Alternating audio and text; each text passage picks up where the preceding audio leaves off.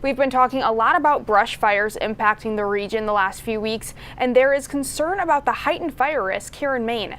Meteorologist Dana Osgood tells us about some of the factors that increase that threat. After the outbreak of wildfires and the lack of significant rainfall in the Northeast, all eyes are on the fire danger here in Maine. Recently, we've reached the very high margin in some spots, which is a 4 out of 5 on the scale. But what exactly goes into making these rankings? The first factor that comes to mind is rainfall, or in our case, the lack thereof.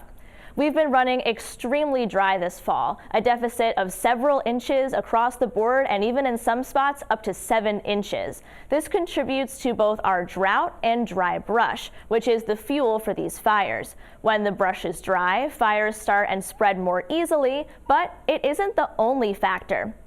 Low relative humidity also contributes. Low RH values means the air is very dry and doesn't have enough moisture to tampen down the brush or small sparks. But relative humidity comes more into play when combined with our third and final factor, wind. Wind is extremely efficient at spreading sparks and turning small, manageable fires into out-of-control blazes. The faster the wind, the harder an already established fire is to put out. So all of these factors come together to create weather that's suitable for wildfires to start and spread.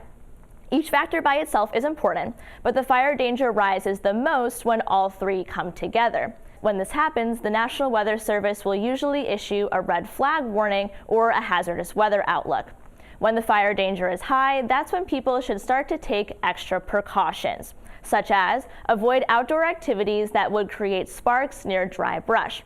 Always check your local ordinances before burning, and if you do decide to burn, never leave any fires unattended and make sure they're extinguished completely.